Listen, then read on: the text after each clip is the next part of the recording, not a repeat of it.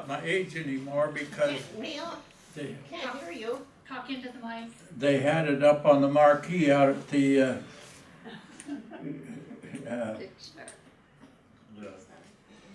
Kickstart, yeah, it was on the marquee out there.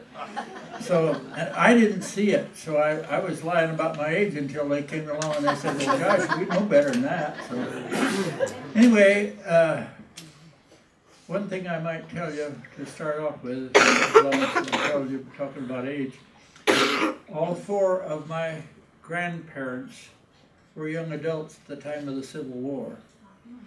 And that's something I guess I'm kind of proud of it because it's kind of interesting to have visited with and talked to and touched people that were Civil War people that were left over from the Civil War. So that's my background. Which side? And I'm going to. Oh, well. You're going to hear a little bit about my father's side of the family here, but my grandparents, my grandfather drove a team of mules out from central Iowa, and I think it was 1878. That's on his mother's side. That's on my mother's side, yes.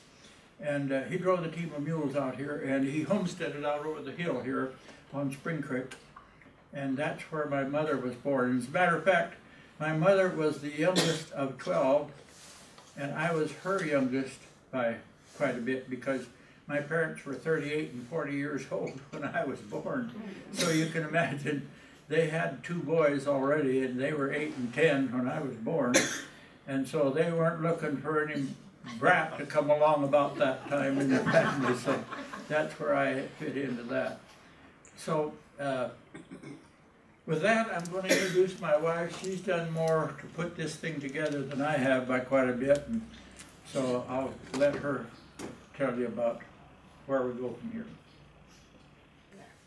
Those of you who are in the Black Hills Pioneers, you have probably already read this story that we put together about the Rowetts. But we'll go through it, and those of you who've already heard it, just bear with us. Yeah, take a nap, Marion says. The Rowett family records have been traced back to the mid-1600s and to a part of Cornwall in England that was pretty much ruled by dukes and duchesses. It was the extreme southwest part of England, just across the water from Brittany in northwestern France. The language of Cornwall, although influenced by Celtic, and the Celtic was spoken in Brittany, but English was destined to be the form of the words that the realm would use, and suggested Cornwall. The French name, thought to have been spelled R-O-W-E-T-T-E, now appears to have left off its final vowel, and it became simply R-O-W-E-T-T. You know, there isn't very much distance across the water from France to England, so that would be an easy transition. We'll start with a William Rowett. We don't know when he was born, but we know he married a lady by the name of Jane, and they had 2 children, a daughter, Honor, and a son. We do know that the son was born in 1698. The son was Thomas. Thomas married Elizabeth, and of their 4 children, they had a William, born in 1732. And that William also married a Jane. So it makes it a little bit hard to get back into the records. They had 7 children, including twins. The twins were born in 1764, Joseph and Benjamin. And Neal's family is descended from Joseph, so we'll just stay in that lineage. Joseph and Sidwell, his wife, had 7 sons and 2 daughters. James was the youngest son. He was born in 1807, and he married Elizabeth Dingle. There's a big department store in Western England by the name of Dingle Department Store. We don't know if there's a connection, but Neal had an uncle whose middle name was Dingle, so it makes you think.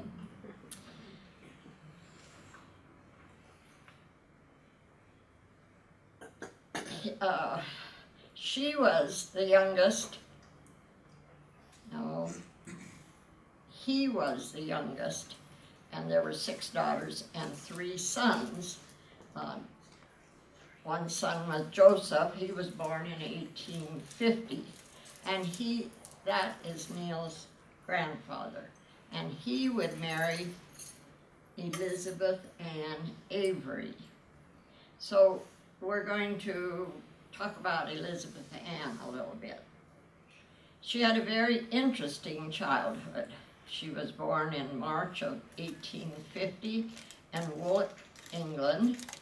She was baptized the next month at St. Mary's. She had a younger brother, Josiah, and the father,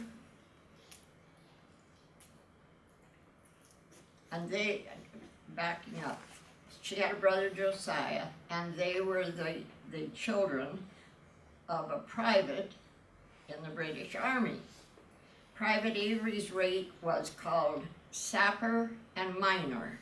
A sapper was a soldier who performed a variety of military engineering duties. When Elizabeth Ann was 7 years old, her father was posted to Perth in Western Australia to guard prisoners. Australia at the time was a prison colony, and people from England who were convicted of petty crimes were taken there, and usually their terms were from 17 to 14 years. People with more serious crimes were not transportable. They didn't put them over there. Since Private Avery and his fellow soldiers were expected to be in Australia for a long time, they were allowed to take their families with them. Their ships sailed the normal route. You want to show this on the map? The normal route was from England to the Canary Islands. And then to Cape Verde Islands. I don't know why, it seems like a long way around to get to Australia. But I suppose that in that day, the travel was done in sailing ships. As a matter of fact, it took them 6 months to go from England to Australia. But I suspect that one of the reasons was that they liked that with sailing ships, they had to stay in the prevailing winds. And nobody's ever told me that, but I just didn't, what little I learned about sailing ships, they were kind of out of our element here with it, but that's what I've been told, that's a possibility. Can he have the portable mic? Australia. Now this is a global map, so here's Diana, out. can he use the portable mic? Over here. And it's a long darn way. Do I need to say any more? Show them where the Canary Islands are, then. Well, I'll have to get my glasses on.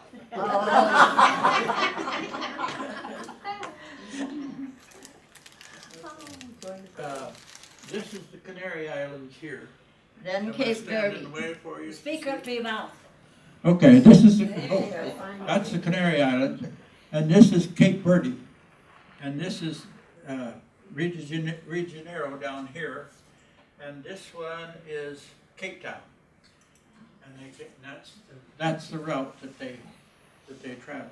And can you imagine being on a little old sailing ship? They weren't very big in those days.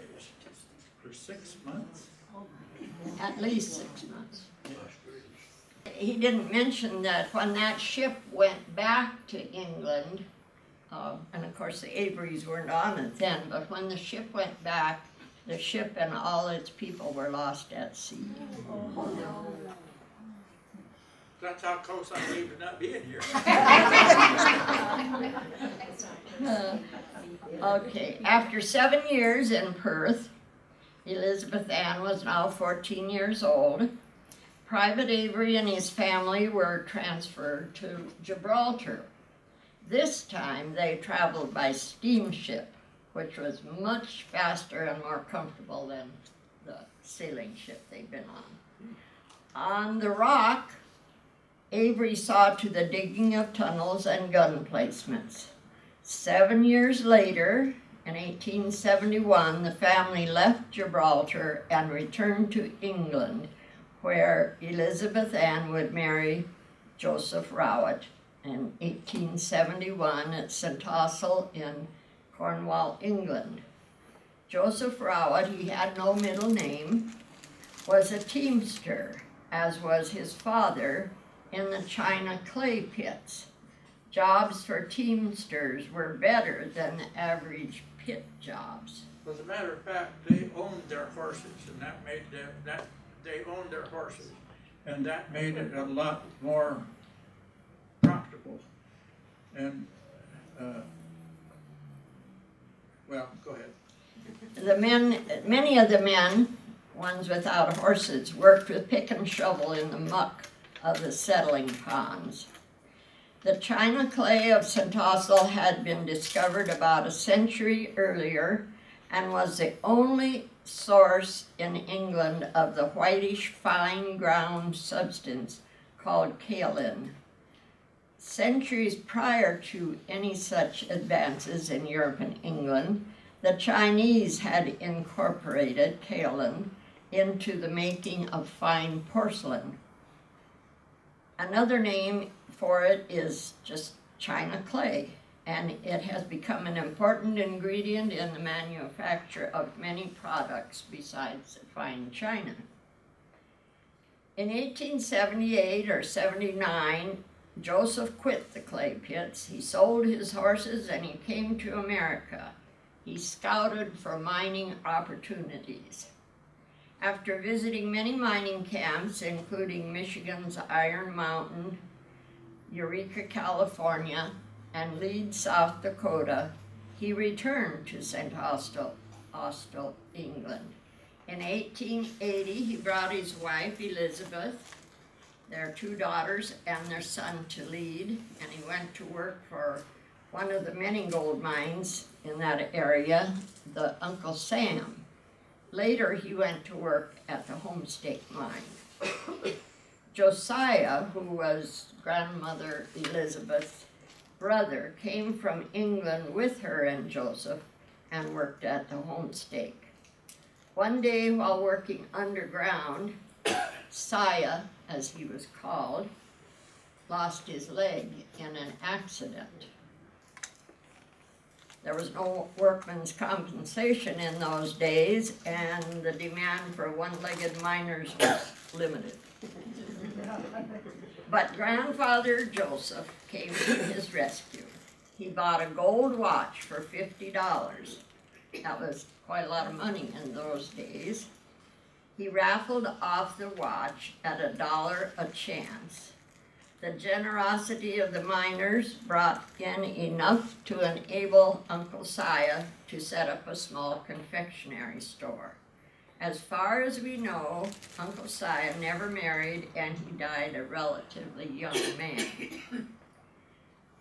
Grandfather Joseph and grandmother Elizabeth had 4 more children while in Leeds.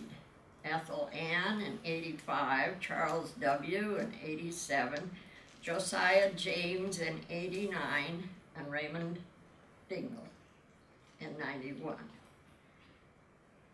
While still working at the Homestake, Grandfather Joseph filed on a homestead 15 miles east of Sturgis on land in the area that is known as Alkali. One cold, icy day, his foreman at Homestake ordered the men to the open cut. Grandfather said no man should risk going there. The foreman said, "Go or pick up your check." Grandfather chose the check. The man who replaced him that day died when he fell on the ice. Another thing I just missed was, Baker. I just missed getting here that time too, didn't I? Okay, Josiah James was Neal's father, but he was known as Jim. There's so many Joes and Jims in this family, I had trouble. Jim, Neal's father, was born in 1889, and that's the year that North Dakota and South Dakota became two states. He was 3 years old when the family moved out to the Alkali Ranch. Josiah James and his siblings attended a one-room school on Alkali Creek. The nearest neighbors were the McDonalds. Some other neighbors were the Farwells, the Mendenhalls, the Orrs, the Hardys, the Halls.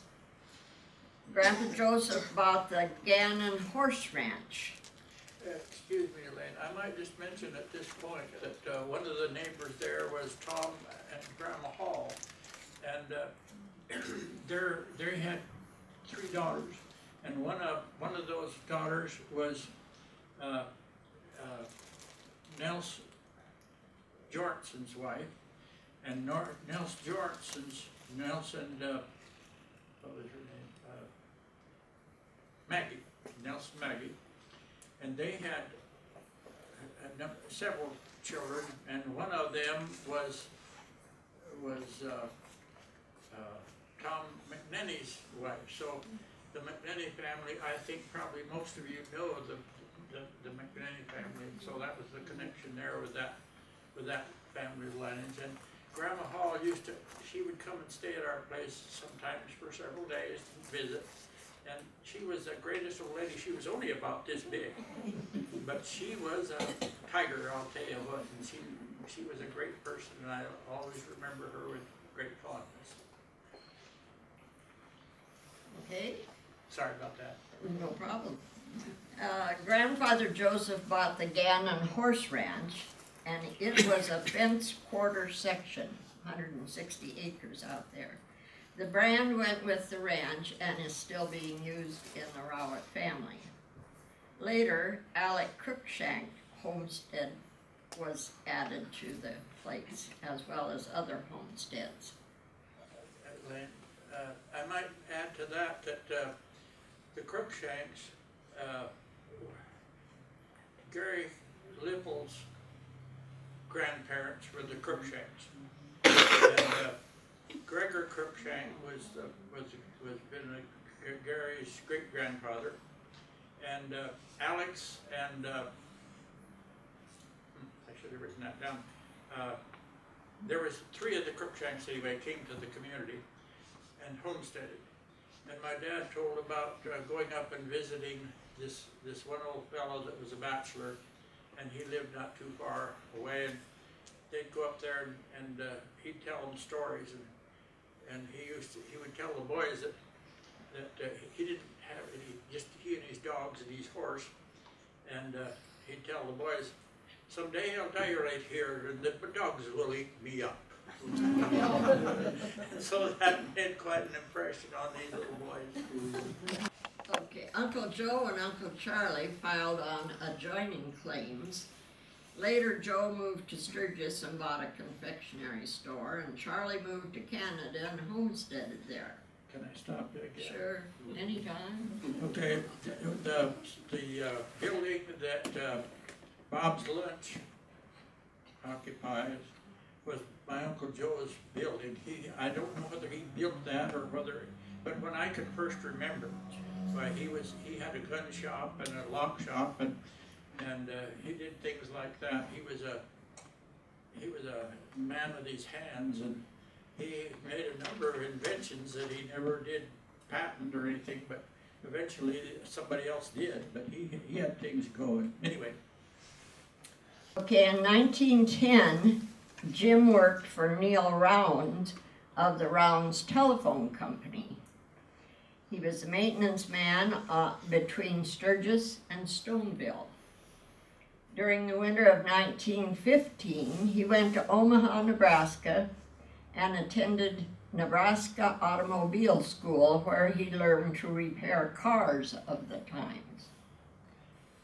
You know, I don't know if this comes up in there, but when he came back from there, he worked for Miles Dobbins, and Miles Dobbins had the garage, the Maxwell garage here in town, and sold Maxwell's. But anyway, that was another phase of his life.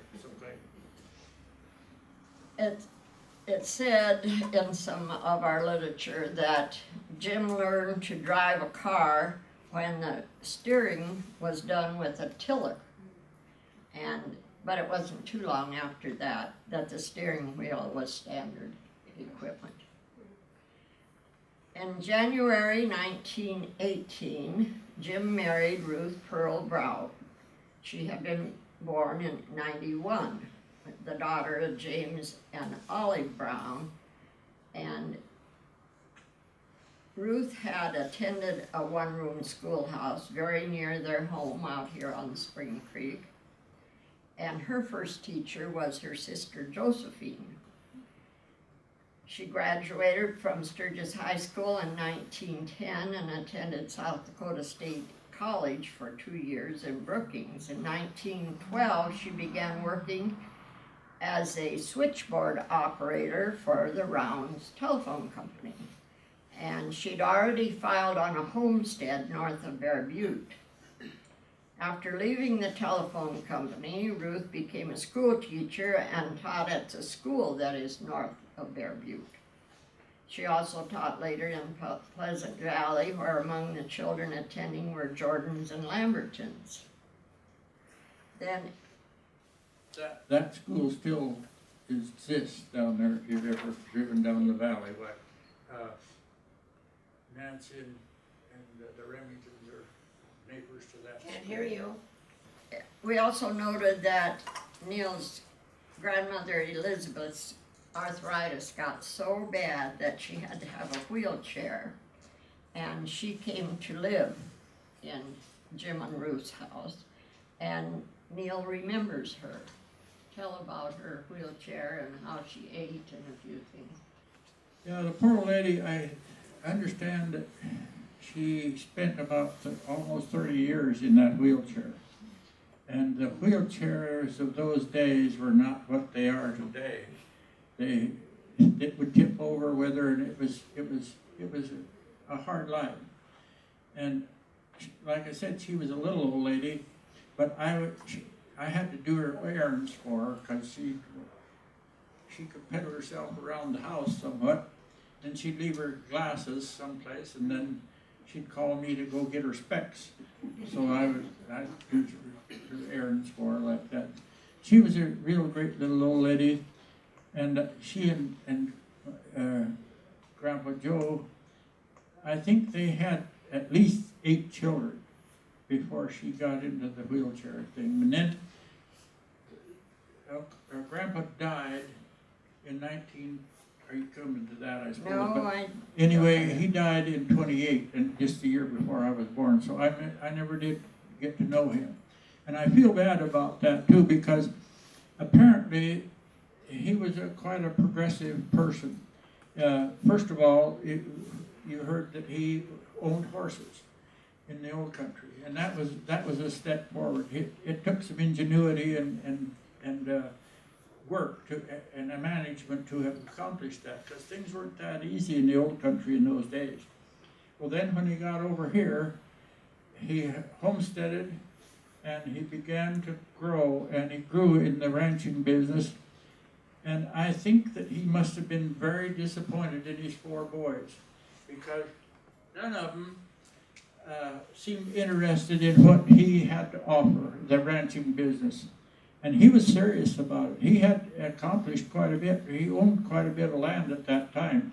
I don't know how much because I don't know where all he had. But in addition to that, at one time he leased the Jack Rose place, which is the valley, the buildings, the main source of the ranch was at the crossing of Bear Butte Creek on Highway 79, just below that. That was the Jack Rose place, and it was quite a large ranch. And he had leased that, thinking that he would get these boys of his interested in doing something that he knew they could do. But Uncle Joe, he was more interested in being a storekeeper, I guess you might say. And Charlie, he was a cowboy. Whenever there was a rodeo going in those days, why Charlie was there, and I've been told that he could ride anything that was on four legs. And then my dad, he was just a young buck tearing around the country, and he got into the automobile business. He was not interested in the ranch. And the youngest son, Ray, he somehow or another would never manage to accomplish anything. And I just feel like Grandpa must have been really disappointed in his four boys. And I would like to have known him, because I think he must have been really a progressive and high-powered guy. And I miss that. I thought it might be interesting if you told him how your grandmother Rowett ate. Manny, she was so crippled, her hands were crippled. Yeah, her hands were so crippled that she couldn't hold a fork or cut up her own food or anything. She was that crippled up. I guess. Well, I read that she loved cocoa, so they put the cup in the top of a mason fruit jar, and then she could tip that bigger thing up, but she always had to have help to finish the last of it. And then Neal told about, he said she didn't use a fork, but she had a little stick, and she could wipe her own nose because she could lift that handkerchief up to her nose. We just don't realize how the little Well, the things. facilities for old people weren't what they are today, and I'm glad for that. I'm getting there. Okay, Jim and Ruth had 3 sons. Joseph James, born in December of 18, Thomas Charles in 1920, and Neal in 1929.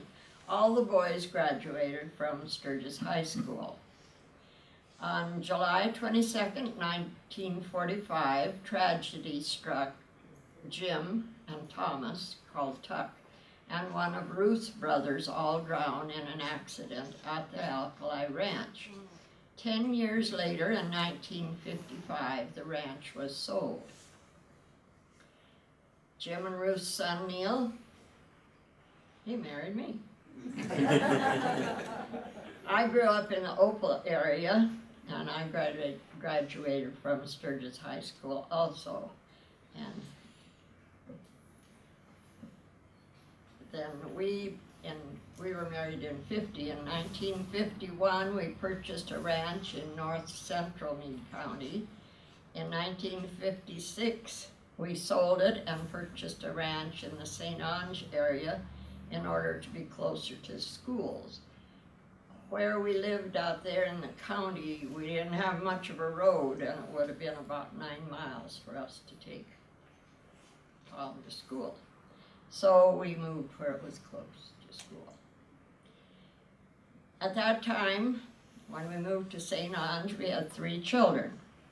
Thomas Neal, born in 51, Kathy Lane, born in 53, and She passed away in 2007.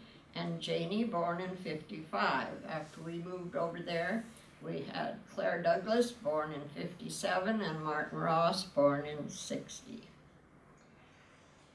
We left ranching in 1966. We lived in Spearfish for 11 years, and then we bought the little acreage out here in Bear Butte Valley in 77. We've been there ever since. In the last few months, Neal's dream of clean, plentiful water for Bear Butte Valley has become a reality. The well, 3,612 feet deep, has been dug, the ditches are dug, the pipe is laid, and we have water. Neal and his board of directors have spent many hours on this project, and its completion is here. They still have to wind up a few things, but basically it's done. And that's it. I might say that the family Bible, the Rowett family Bible is here. And Neal had a the grandparents apparently bought going that out the back when they were, before they left he England. had sticks on Now, the this one, side, I think they got an aisle. and his dog was the Oh, I'll take it leader. back. I got to ride in his wagon. We have his mother's family Bible and his father's family Bible. This one I think was, This one, oh, we set it down, it was getting in pretty tough shape. It had been around a long time and had some trials and errors along the way. And so Elaine found out that at the penitentiary that they did recovery on old books. So we sent those 2 old Bibles down there, and they came back. And you can see the condition they're in now, and they did a marvelous job. I think they salvaged some of the pages that were torn and chipped and whatever, and they did a really nice job. I don't know if they still do it or not, but I forget. I think it cost probably $100 or something, maybe like that, to get it done. It was well worth it, whatever it was. You never did tell us which side those, I'm sorry? you never did tell us which side those soldiers were protecting, the Union or the South? Your old ancestors. In the Civil What War. were they in the Civil War, were they, Well, you see, my grandparents, the grandparents from England, they were in England, so they weren't affected by it. But my grandmother said that they knew about it, and they talked about the war that was going on in the States. But the grandparents, my mother's family, they lived in central Iowa. And it was I'm told that originally Iowa was spelled with a Y on the end, and so they came from Iowa, and were in the South? they or weren't were really they north? affected. I'm sorry. Were they in the South or the North? They were apparently in the north because they were where they lived. They were not really seriously affected by the war itself. There was never any war. Yeah, it was not affected by them, but of course they were affected by the war nonetheless. But as far as there being fighting and that kind of part of the war, they weren't affected by that. And then it was in I think it was 1878 or 79 when my brother he bought well, I'm getting into something else now, but anyway, he bought some canvas, and grandmother made a cover for his wagon, and he had the bows, and so they put that together, and he left there in March.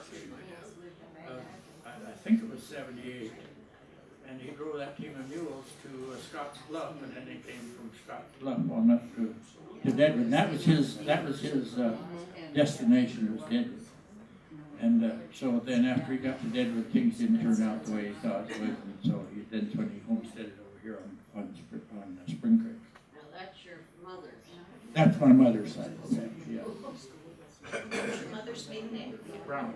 But she was brown.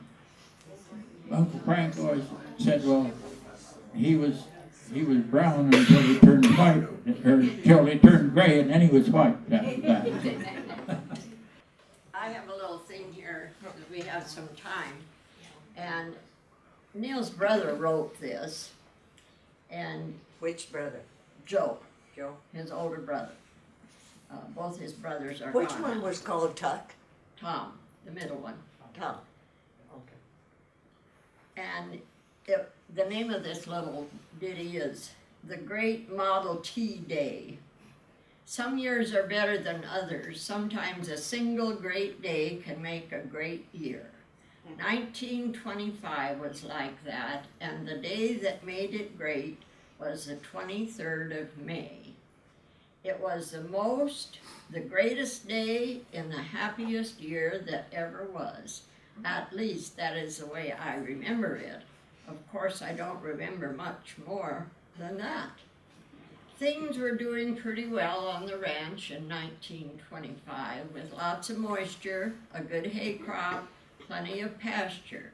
Then came that wonderful sunny morning in May when Mr. Donaldson, the Ford salesman, came out to the ranch. Before you knew it, well, Dad hadn't really planned on a new car that year because the old 1917 Model T was still working okay, and he knew exactly how to fix it when it got bulky. But after what seemed like hours of chewing the fat, Dad became convinced he could afford a new car and that he should trade in the faithful old 1917 model for a brand new 1925 Model T. So Mr. Donaldson got on the old hand-crank telephone and called the garage in town and told them to get that touring car ready for a lucky new buyer. After lunch, dinner on the ranch, we loaded up and my brother Tuck and I got to ride into town with Mr. Donaldson. Large stuff when you're 6 years old and your brother's 4. The new car was really something. It had balloon tires, 30 by 3.5 oversized, demountable rims and a spare, side curtains with isinglass windows. It was black, Mr. Ford's favorite color. There never was such a car before or since. Talk about your Packards and your Pierce Arrows and your Willis Knights. That new 1925 Model T made them all look bad. Yes, 1925 was a great year, and May 23rd was a great day. I don't know if any other really great thing happened in that day or not. Could have been a Saint's Day for all, I suppose. But in my family, it was and still is new 1925 Model T Ford Day.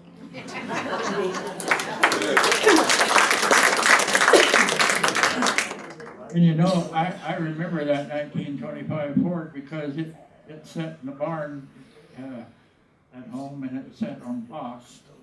And I used to play in it. And then, I don't remember what year it was, but anyway, Hart Grinnell bought it from my dad, and he made it into a power unit to drive his grinder. And so the body was all cut off of it, and it was pretty much destroyed, actually.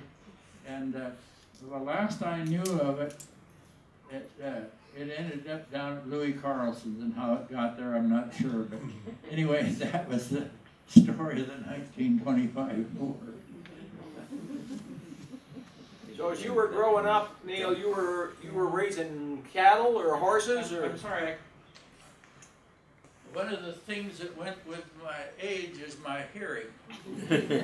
As you were growing up were you helping raise cattle or horses or on the ranch? Yeah, we had cattle, and Uh-huh.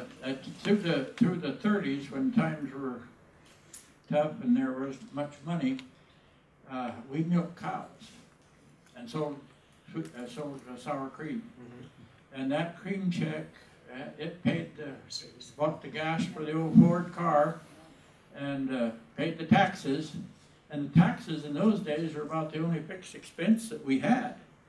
And so we were able to, I'm sure that there were years when my folks didn't have much more than a $300 annual income, but a dollar went a long ways in those days, and we worked through it and came out of it alive at the end. And then in 1939, when it started to rain, and we started raising crops from then on, and things went a lot better, but you didn't want to hear all that anyway. I went to school with you, Yes. and I remember picking you up in the old wagon Dad and Uncle Carl had built. They called it the Yeah. Aga Patrol. And I also remember it flooding so bad during the day that we could not get on home, and we had to stay at your parents' house all night. Yeah, that was the days when the neighbors did what they needed to do. And I remember your mom making popcorn for us and putting bacon grease on. yeah, they were good times. It was tough times, but you know, I think that everybody was in the same boat, and nobody had any money. So you didn't, just because you were broke, you didn't feel bad about it, because everybody you knew was broke too. So went along. Things went a lot better than you might expect. But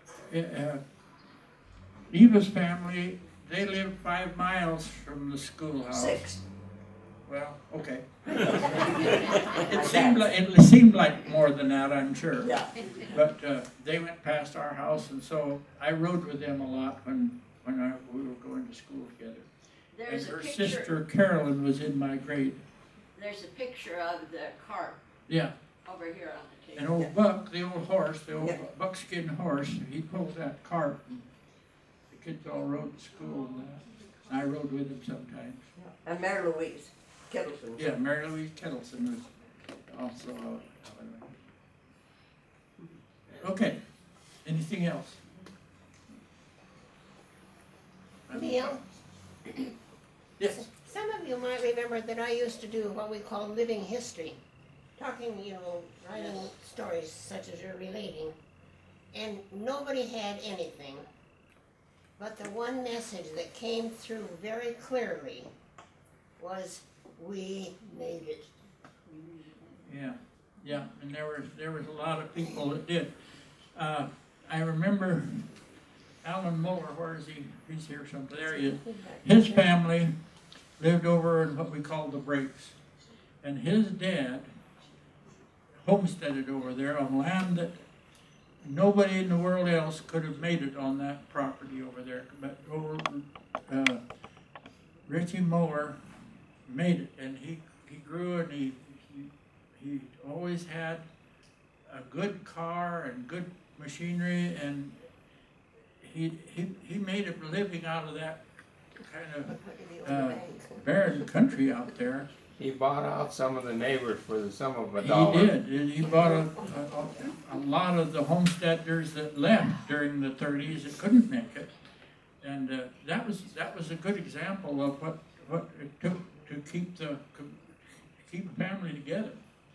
And it was hard work and good management, and that's what the result. Did that answer your question, or did? I didn't have a question, I was just making a statement.